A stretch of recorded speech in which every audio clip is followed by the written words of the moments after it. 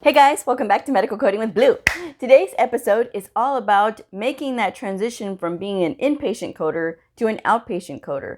What is the difference? What do I need to know? How is it different from being inpatient coding, right? So let's get started. Now, if you're brand new to my channel, welcome. I am Blue. I'm a medical coder. I've been a medical coder for over 10 years, and I like sharing the things that I know, my experiences, the tips and the tricks to doing medical coding on my channel. So if you haven't taken a second yet, I hope that you'll hit that subscribe button, and I hope that you'll like this, give this a thumbs up. And at the end, if this helps you, I hope that you will share it with all the people that you know. Okay, so let's get started. All right, so you are an inpatient coder, right? And you want to try this big fancy world of outpatient coding, or maybe vice versa. I'm only going to talk about going from inpatient to outpatient because I know more about the outpatient setting. This is primarily where my career has been, in the outpatient setting. I have not done actual practical hands-on inpatient coding. I've only done it through study. I haven't done it through like actually, working, on the inpatient side yet. So that's why I'm only going to talk about going from inpatient to outpatient, because that outpatient, I can tell you all about it all day long. All right. With outpatient, as you know, we have the CPT book. That is where we get all of our procedures from. We do not use the PCS book at any time at all. We code things, the diagnosis, we are coding them definitively. If we do not have a definitive diagnosis, we are using the things that we know for sure, like whatever symptoms they came in with. And this can be like if the patient came in and, say for instance, they were playing football and they hyperextended their wrist, and so they hurt their wrist and they may have a sprain. This would not be pain if the patient says that they have wrist pain. What caused that wrist pain? It was an injury, so we're going to use an injury code. If the provider doesn't know what type of injury, sometimes they may not know if the patient has a fracture there, or if it's just a sprain. Sometimes there's too much swelling to be able to see. So if that's the case, then they would go with injury unspecified of the wrist, whichever side it is. And that is totally acceptable. So you're going to go with what is most specific to that patient and to that encounter. With injuries like that, acute injuries, those are things that I would say as far as illustrating what we do on our side, on the outpatient side, only because a lot of times people get confused when they see things like that. They think, okay, if it's outpatient, then it's whatever's definitive. So if they don't know, then it's going to be pain. Well, no, in this case, as you'll see, it is not pain. It is an injury, in fact. It's depending on whatever it is they're coming in with. Now, yes, there are some times when it is going to legitimately be pain because nothing else preceded it. They just sort of woke up like it. So then we know that it's going to be because there's an organic condition going on. And whenever I mention organic, I'm meaning that it's something from the body, something's going on inside the body that is causing this sort of reaction. So it all depends on the documentation. And also with outpatient, we are not looking at days of service, like different days, like throughout a whole stay. We're not doing that. We are only coding from what happened on that encounter on that single day. So we do not reference any information from days prior. We only take what is on that document that day in that encounter. So everything that is there needs to be complete. This is why as an outpatient coder, working in orthopedics or working in podiatry, I am always constantly on my providers to make sure that they are giving me the full picture every time they're documenting, because this way I know I have all of the information that I need. And it's true for any clinic, whether you work in chiro or PT and OT or pain, neurology, those kinds of things. You're still going to want the full picture of what is happening with this patient, so that way that we know what diagnosis to properly apply or what procedures to properly apply. That is pretty much the whole gist of it. I like to think that it's not so overwhelming when you really think about like the production standards for inpatient versus outpatient. Yes, it is like 2 to 3 charts. That's what I hear the average is for inpatient coding. And you may think that, oh gosh, now I have to do an average of 120. The coding, the production standards for outpatient vary from place to place. So not all places have 120 or 125 as their quota per day. Some facilities is lower than that. My quota is actually 90 per day, only because I am in the specialty clinic. And with specialty clinics, the more complex the clinic, for us at our facility, the lower the production standard, because they want to make sure that the quality of the coding is right on point, which I pride myself on being very detail oriented when it comes to what diagnosis I'm picking up and what procedures I'm picking up. I try to look at the whole thing, and I try to make sure that the provider gets all the credit that they deserve, because they're doing the work. They deserve the credit. With inpatient, I'm not sure, because I'm trying to think if they've ever had it where they're not abstracting. So if you've ever had a provider just select diagnoses for you, of course, you know you're not going to go just by what the provider is selecting. You need to verify to make sure that all of that documentation is there. And if it is documented, then it happened. If it is not documented, as we all know, it did not happen. If they have diagnoses that are selected in the outpatient record and it does not match up with what is being documented, then you either need to change the diagnosis to actually reflect what is going on in that encounter, or you need to send a query. Sometimes you're not always going to have to send queries to providers. It's just going to depend.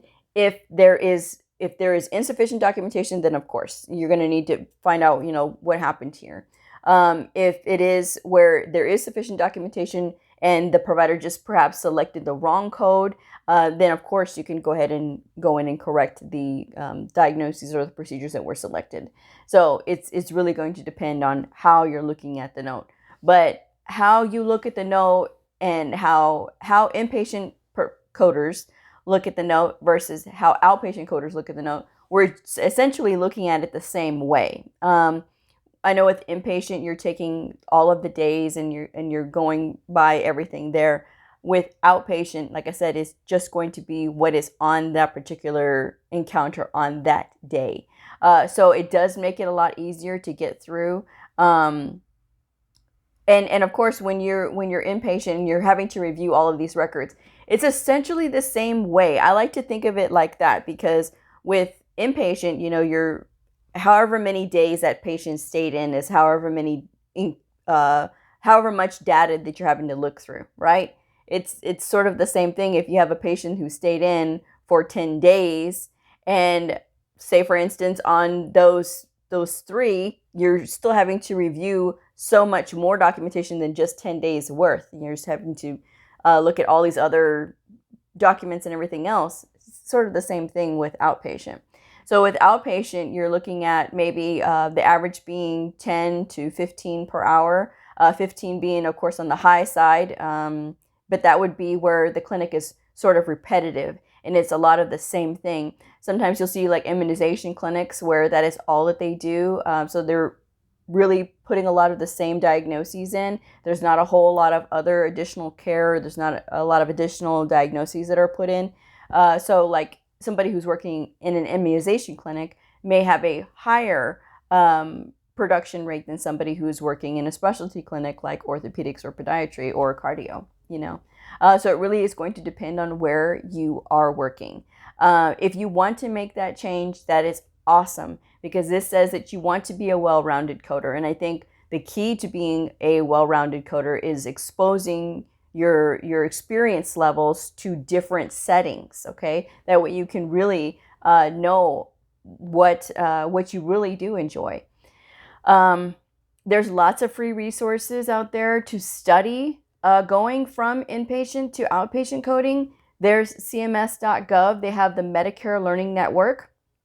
I recommend this for anybody and everybody, because a lot of insurance companies model themselves after CMS and the guidelines that they set forth and set out.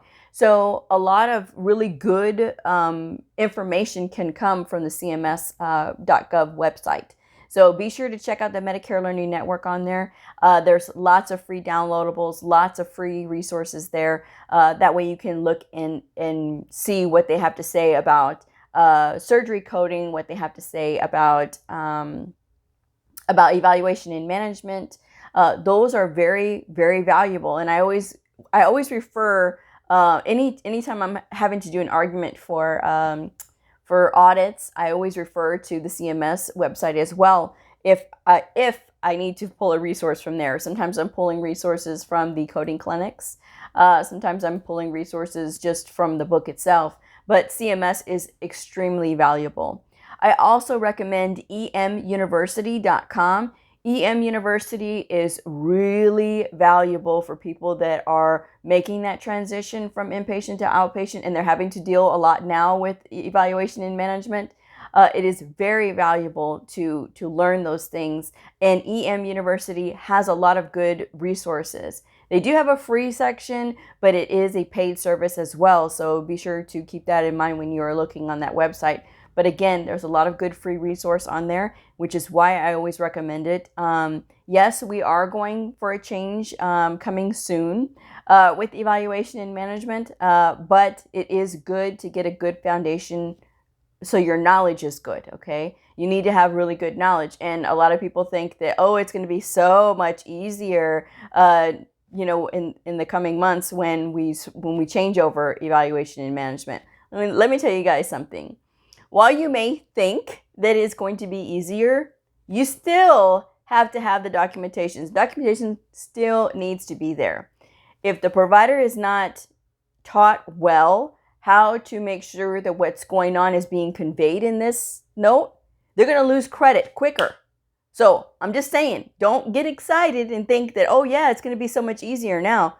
Yeah, you don't have to put in all these elements, but if the detail is not there, then you have a problem, okay? So I just want to make that clear, and I just want everybody to know that, because a lot of people are just getting so excited that they don't have to mess with the evaluation and management. Evaluation and management is not hard once you understand it, okay? And a lot of times people get very frustrated because they think that it is, like really where, people can make up their own mind. If you are really truly going by the rules and going by the book and really digging and reading and understanding, this is not an issue for you.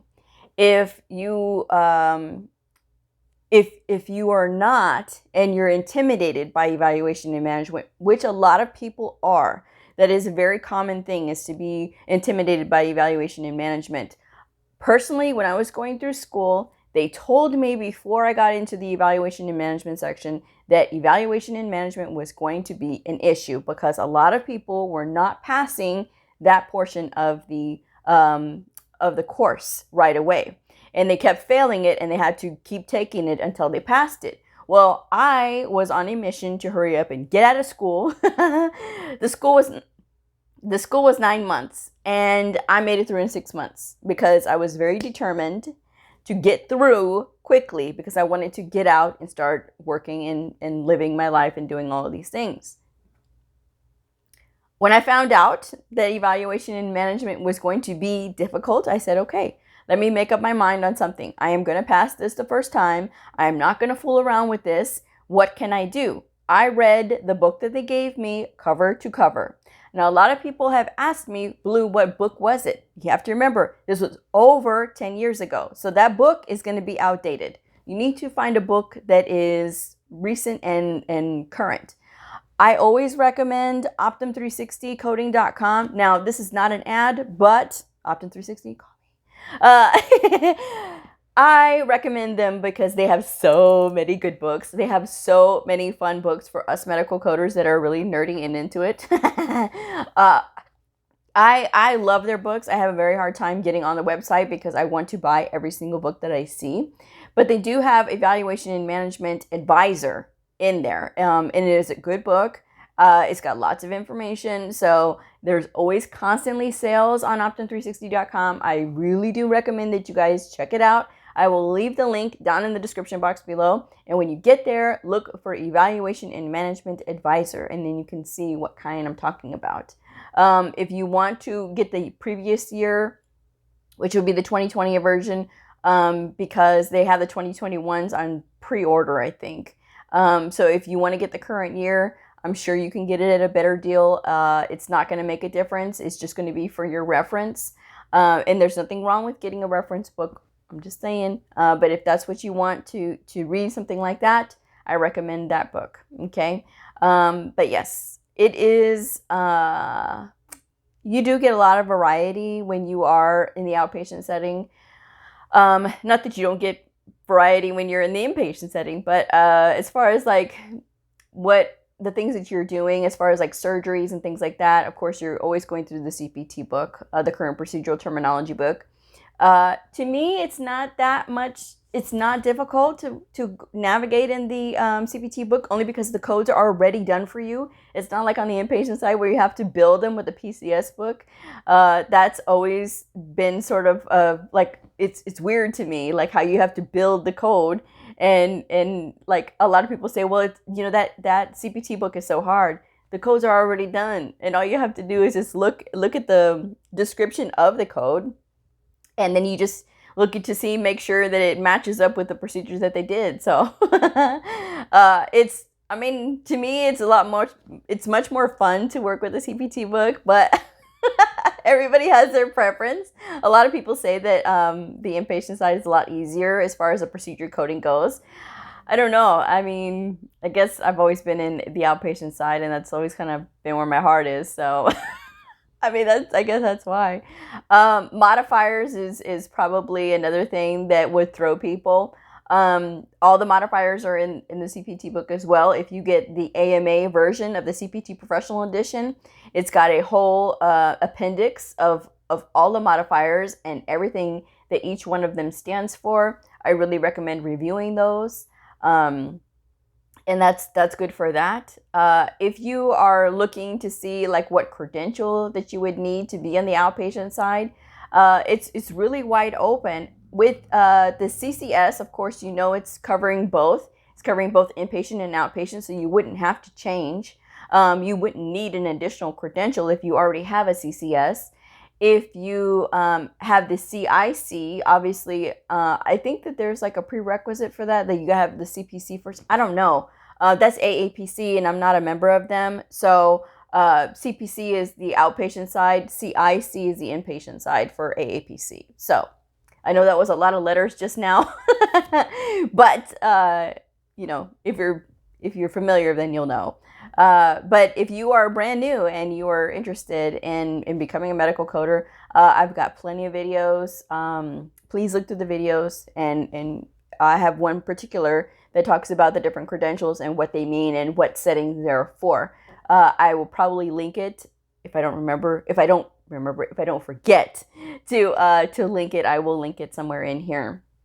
If not, I'll link it down in the description box below, because I get distracted whenever I see the little things pop up. Whenever I'm watching the playback on the videos and they do the little pop-up things for the cards, it distracts me. So I may leave it down in the description box. I don't know. I'll see. But yes, look into that. I've got plenty of videos that talk about the different settings. And I do have videos that talk about the difference between outpatient and inpatient. But it really is going to depend. To me, you just have to have a drive to do it, number one, and you have to have a willingness to learn. That's number two. And it is difficult. I don't want to say it's not difficult. It is difficult, but at the same time, if you are willing to accept the challenge and you have that mentality already that you're willing to accept the challenge, that you know and you embrace that there's going to be things that you don't understand right away, then I think that you are on the right track. Because a lot of times people will get into it, they'll be very excited about it, and then they'll see how much reading is entailed and how much learning and things, and they get very, very discouraged. Don't get discouraged. You know, it's gonna take some time. It's like when you're a little kid and you're learning to read. It takes time, right? You didn't just learn to read overnight. You had to learn over time. It's the same thing with this. Doctors go through this, and essentially we're being asked to know the same things that doctors know, while majority of us have never gone to medical school. We have to know the same thing that they know, and so these things take time. But if you're investing time and you're really trying and you're reading and you're learning, then you're on the right path, but don't let that studying intimidate you. I think that's the issue with a lot of people, is that the studying does intimidate them, and they don't either know how to study or they've never been taught. And I think that's, it's a generational thing as well. I've seen the way that some of the children nowadays, how they learn, and how like math problems have been, like, not to veer off topic, but I want to illustrate this. Like, children are being taught math, and instead of like cross multiplying and things like that, they have them write out this weird box and all these numbers, and then they they just break it down into hundreds and then tens. I'm like, what are you doing? Like, why are you doing all this? You go plus, plus, plus. I'm like, no, you cross multiply, for Pete's sake. Why are you making it so difficult? To me, it's just like, I don't know who the heck came up with that. But to me, that's just, you're just making it too, you're putting it into a context that's making it more complicated than it needs to be.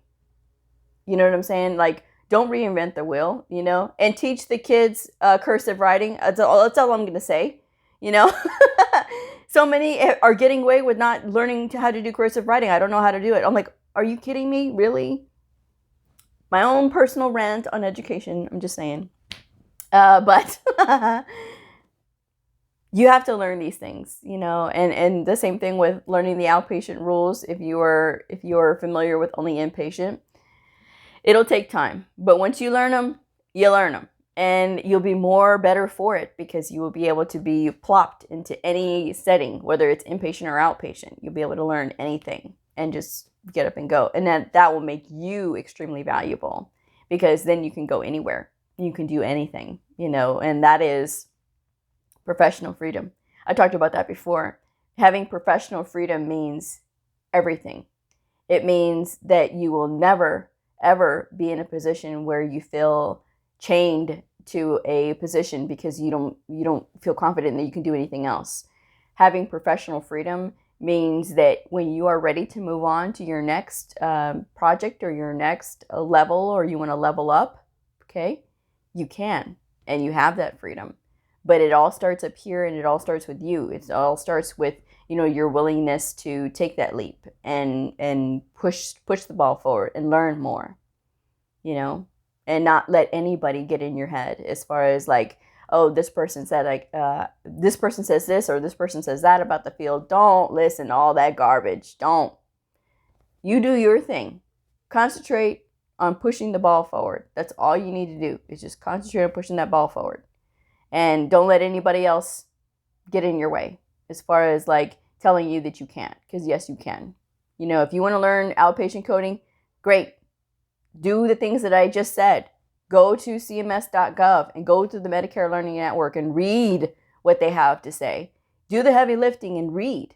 That's what it all comes down to. A lot of people are asking for tips about like shortcuts to studying. There are no shortcuts. You have to do the long way. You have to do the good foundational work, which is the reading. Again, you're not going to be able to learn anything other than by spending the time reading. Don't waste your energy looking for shortcuts, because all you're going to do is hurt yourself. Okay? Learn the old-fashioned way. And there's nothing wrong with learning the old-fashioned way. This is what I say all the time. Read. That's all it is going to take, is reading. Okay? And if you want, watch videos. Okay? Lots of videos. I have lots of videos. Even on my channel here, I have Quiz Friday videos. If you are making that transition from inpatient to outpatient, just watch the Quiz Friday videos and the Answer Monday videos. Watch Answer Monday, okay? Just type in on the little spyglass, right? Answer Monday, and just listen to the video. You don't even have to go through the exercises if you don't want to. There's 35 of them, and a lot of times I talk about how I got to those exercises are not official though. I will say that, okay? I am not officially an instructor, but I am an experienced medical coder, and I do like to explain the things that I know. So that's what I do in those videos. There's 35 of them. Take the time, look through those, and just get an overview of what it is to be in outpatient coding and how I was looking at those things. Because some of them I do talk about the rationale. If you are interested, I do have a Patreon channel that I do all of the quizzes on now, and the other exercises and things. I do critical thinking, and these are all outpatient types encounters because, again, that's what I'm most familiar with. And again, these exercises are not official. Now, I do my channel over there because that's exclusive content. Those other videos were not, the Quiz Friday videos, the Answer Monday videos were not being viewed on YouTube, so I don't want to waste my time with something that people are not watching on YouTube. And it may just be because people are brand new to the field and they don't know what these exercises are. But again, on Patreon, you know, that is exclusive content, so that's why I put it there. And pledge levels start out at just $1, you know, and you get access to all that. So, I mean, I make it a deal like that because if people are learning, I don't think that, you know, something like, you know, oh, it costs too much should get in their way. You know, if I'm trying to help you, if you want to learn, you know, from the things that I've learned, you know. So I'm going to go ahead and wrap this one up before it cuts me off. So if you are interested in any of that, please look in the description box below, and I have all of the information there. So if you are a medical coder, a medical coding student, somebody curious about the fascinating world of medical coding, a provider or a nurse, I invite you to like and subscribe and follow me on my journey in medical coding. I will see y'all next time. Bye.